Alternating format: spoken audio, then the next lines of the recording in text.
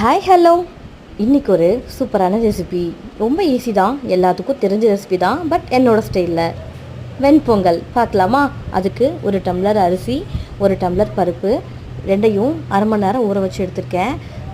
தேவையான பொருட்கள் மிளகு, சீரகம், இஞ்சி, பச்சை மிளகா, நெய், கருவேப்பிலை என்கிட்ட இல்லை, அதனால் ஸ்கிப் பண்ணிட்டேன். இப்போ ஒரு குக்கரில் கொஞ்சோண்டு ரீஃபைண்ட் ஆயிலு, நெய் ஒரு 2 கரண்டி நெய், மிளகு, சீரகம், பச்சை மிளகா, இஞ்சி இதை எல்லாத்தையும் போட்டு ஒரு வதக்கிடுங்க.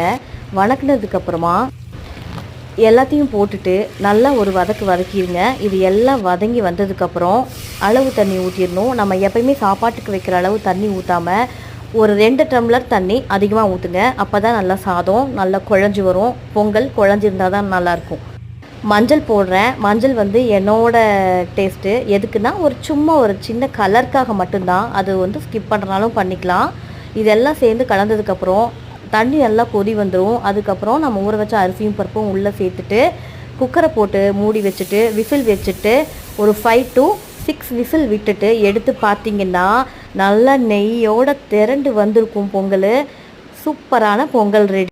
இதுக்கு நீங்கள் நல்லா ஒரு பருப்பு சாம்பார் இல்லாட்டி தேங்காய் சட்னி ரெண்டுமே வச்சு சாப்பிட்லாம். வேறு லெவலில் இருக்கும். இந்த மாதிரி ரெசிபிஸ் வேணும்னா என்னோடய சேனலை சப்ஸ்கிரைப் பண்ணுங்கள். தேங்க்யூ.